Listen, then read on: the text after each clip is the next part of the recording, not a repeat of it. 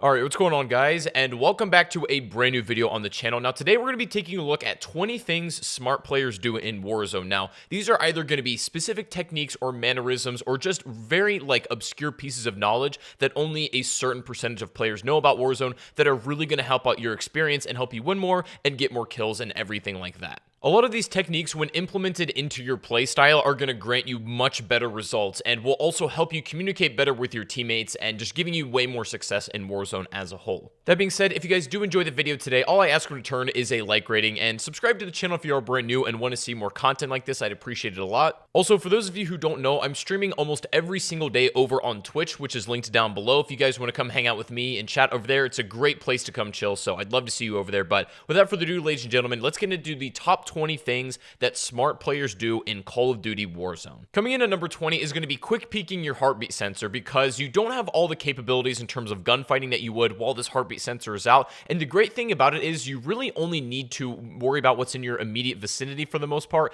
and also listening out for the audio cue. That is fundamental. The way to be the most efficient with the heartbeat sensor is to pull it out extremely quickly, just do a very quick check, and even listen for the audio cue. If you got nothing, you can put it away and pull it right back out if you so like, instead of just leaving it on you. When you leave it active, you actually get a little bit less scan time than you would if you put it away and then pull it back out. And as far as I'm aware, the perk Amped that allows you to switch weapons faster does not affect the heartbeat sensor in any way when it comes to its raise and drop time, so that's going to be static all the way through, but it's just a little technique to keep in mind and using it a little bit more efficiently and effectively. Number 19, of course, we have stacking UAVs, which can only be done in team game modes. Now, this has actually become incredibly important as of recently, as players generally are getting better at positioning and the way that they rotate with their squads, so knowing exactly where and when your enemy is going to be approaching is fundamental. And if you are able to coordinate UAVs with the rest of your team, the rate at which you get caught by surprise or off guard by another stealthily moving squad is going to drop drastically. You'll never be caught off guard in any capacity. Number 18 is a pretty interesting technique. While you're in the gulag, you can actually spray paint your enemies in there in order to make their visuals a little bit easier to see.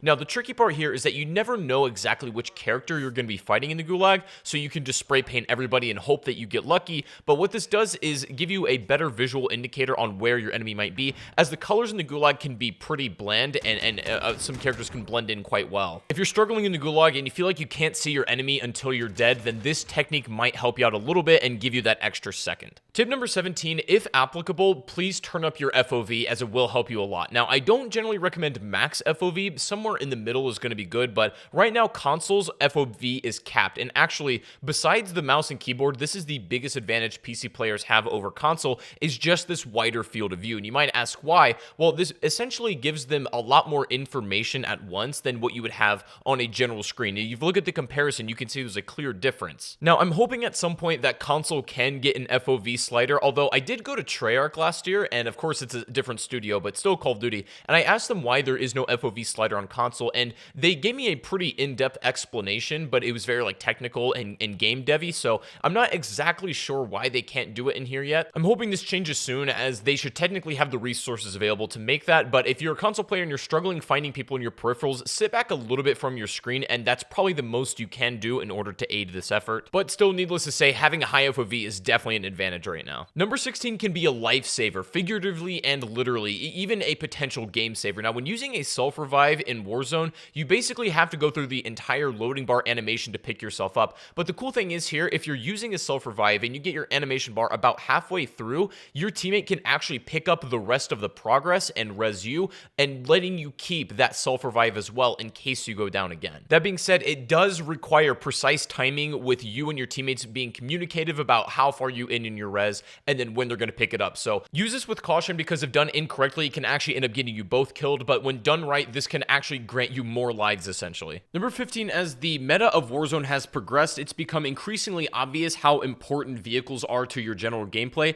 and it's also just as crucially important to know how to defend yourself in a vehicle and shoot from it. Now, vehicles can be dangerous in a multitude of ways. Of course, you can just run people over, but you also have the ability to shoot from either passenger seat or in the back, and then you can continue to drive it. This can be done in solo play or in co-op. It's also extremely effective for avoiding snipers trying to shoot you out of your vehicle. Number 14, this is a great movement technique that you can start implementing. Now, your super sprint is obviously the fastest way to get around, but it does come with a hindrance to gunfighting, as it takes a little little longer for your gun to be ready. Now, what you can do to reset that super sprint instead of having to wait for it to recharge is instantly initiate a slide. And we talked about this in another video, but I think it's worth mentioning for those people who didn't see it. If you want to maintain your super sprint, especially when outrunning the zone, initiating a slide right when it runs out will immediately reset all of your super sprint, allowing you to gather so much more distance than you would otherwise. It's a fantastic technique for outrunning the zone because it is pretty brutal in this game and it does move very fast. Number 13, the most effective way I found to avoid getting run over by vehicles when caught out in the open is to stick very closely to trees. Now, what's interesting is, of course, vehicles cannot go right through trees, so if you're getting chased down by a vehicle, they can only go in a linear path, but the tree allows you to rotate to any angle and avoid being hit. It's almost impossible for them to run over you, and the only realistic way they can kill you is by getting out of their car, putting themselves at risk. Number 12, the events in the kill feed and also the top right can be an incredible source of information. Now, there isn't really a traditional kill feed that much when you down players or even when you take them out. It really only happens when you see squad wipes and stuff, but paying attention to who's been revived at the top right of your screen and if the squad has been eliminated can actually be an incredible source of knowing what the situation is in front of you. If you're not paying too much attention, sometimes you might not know if you downed an enemy or completely eliminated the squad, and sometimes you can let your guard down a little bit too early without gathering all of the necessary information that would tell you otherwise. It's also good to know who's been downed and who's been revived and what position they're theoretically in based on where your enemies are, so it's all just good for situational game awareness. Also, paying attention to how many squads still remain is a good way to indicate whether you've eliminated an entire squad or not as well. And I know that might sound obvious, but sometimes it's the minor details that end up being the most important to pay attention to. Number 11, it turns out rooftops are one of the most effective ways to avoid being tracked during the contracts. Now, this usually happens at random. A squad near you will pick up a contract and it will reveal you and your squad's location generally on the map, and your goal in this position is to get on a rooftop and make your approach as difficult and as dangerous for them as physically possible, because either it'll just intimidate them away and they won't even chase you, or if they do, you're in a position where you've locked down as many choke points as you can and you know where they're going to be coming from. It's predictability. This can end up for you getting some free kills or even just surviving the contract, and making a little bit of extra money on the side is always a wonderful thing to have. Number 10, I also recommend turning off any unnecessary sound effects, and you can go into your settings for your particular game and play around with this because there's a lot of unnecessary noise in Warzone. There's like sound effects for opening chests and guitar riffs when you pick up certain items, and it's a lot of things that you don't really need to hear and can also be detrimental to hearing something way more important like distant gunfire or even close footsteps. So for myself personally, I turn off any sound effects that are not vitally important for the gameplay and that I can live without, and it makes your game just a lot more nice to hear, I think, and gives you way more information that's valuable as well. There may be some sounds that you like and I personally don't run, so again, I recommend each individual person goes into the settings and plays around with what suits them the best. Number 9, something you might not expect, and I certainly didn't at first, is that glass actually interacts with the world more than you think. It's not just a visual when you have it in a house or in a building. Glass will reduce bullet damage very, very slightly if you do happen to get hit either through a window or shooting out of a window. And the reason this is important is you can actually keep glass on your compound if you think that you might get hit or sniped through the window. This can save your life, but vice versa, if you're shooting someone out of your window, then that first shot before it breaks the glass may have reduced damage on it, so you really have to consider what's more important. And while the damage reduction isn't anything insane, I guess it is worth knowing. While it probably won't be the difference between making or breaking a gunfight, it's still something that I feel like you should definitely know. Number 8, most weapons in the game and just Call of Duty in general can be reload canceled for faster ready time. Essentially, this is a desynchronization with the reload animation by the time the bullets are actually back in your gun. The moment the numbers come up on the bottom right of your screen is when that gun is reloaded, and then you can skip the rest of the animation either by initiating a sprint or by double tapping your switch weapon, and this will save you probably milliseconds of time, but in a game like Call of Duty can be the difference between life and death. Reload canceling doesn't have as much of a dramatic effect in Modern Warfare as it has in previous Call of Duty games, but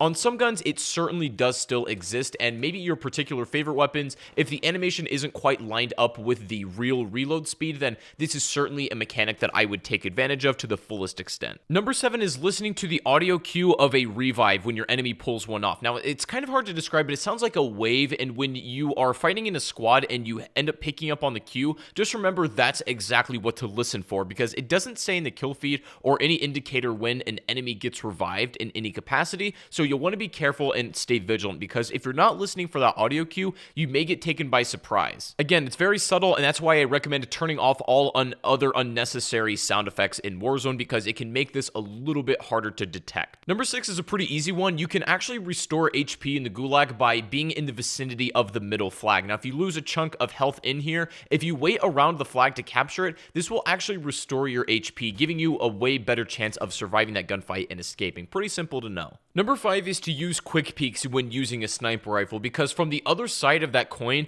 it becomes incredibly easy to detect exactly where you are, even if you're just, generally scouting around. The sniper glare is very easy to see in this game, and this can be avoided. You can gather information by quickly scoping in so that glare doesn't stick around as long, because sniper glint, even if you're just trying to gather information, can compromise your entire team's position. And I'm not really sure if I like this mechanic a whole lot or not, but I understand it from the Call of Duty engine perspective. It's better to ADS, gather information, and then unaim as quickly as you possibly can. You don't want to stay scoped in for too long, because you do risk giving away your position immediately. Number 4 is a pretty useful movement technique. Now, this is best used when caught literally in the open and there is zero cover, because in Warzone, there are instances and setups where the geometry does not allow you to take cover anywhere, and you need to get to, any sort of building immediately. Now, the best way to go about doing this is to run in a serpentine pattern, because it becomes incredibly hard to track back and forth, and your opponent is always going to have to keep readjusting their aim even before they shoot. For the most part, when this is done correctly, you won't necessarily go down, but you still may come out with broken armor and quite a bit of damage, but it definitely is better than dying. And incorporating your super sprint into this movement technique as well can make you a super hard target to hit. This is great for open fields, parking lots, and even open forest. If you're weaving in and out of trees, you can be almost impossible to shoot down, and I highly recommend you take advantage of this when necessary. Number 3 is something we briefly talked about, but it's worth going into an in-depth explanation as to why this works. Now, holding rooftops when you're waiting for a zone rotation is practical and ideal, because rooftops can only be pushed from a certain few choke points. They can be dropped down from over top if somebody is respawning from the Gulag. Rooftops don't really have any weaknesses because it's super low risk, and if you do happen to get pushed, you can parachute right off from any angle as well, with really no punishment for doing so. And this means that rooftops are pretty much vitally important if you're somewhere downtown or in a building with a lot of areas. You don't want to necessarily be on the streets too much unless you're rotating to new buildings, but rooftops are incredibly powerful, and I recommend you take advantage of them where they are. Number 2, now this is going to sound quite obvious, but communication is absolutely key in this BR. Now, you'll see the best competitors in this. Usually when their team is running as a well-oiled machine, they're all making the proper callouts, and using effective communication is actually more important than just talking. You'll notice that getting information across in the fastest manner and most clear and concise way will actually give you way more success than you otherwise would give credit for. Keeping comms clear and precise is one of the most big factors in winning Warzone, I would say, and is almost just as important as your mechanical gameplay itself. Now, speaking of which, coming in at the number 1 spot, the number 1 thing smart players do is refine and fine-tune their settings. These play a vital role in giving you the ability to take advantage of every mechanic in the quickest and most efficient way possible. Now, there are tons of different ways that you can design your mechanics so that they're going to be at your disposal. The biggest example for me is playing claw grip when on a controller, and then also resetting all of my keybinds to my preference when I'm playing on a keyboard. You can play default settings for everything, but you might find that there's some aspects of the game that are way easier if you map them to something else. So do some playing around with this. This will take some,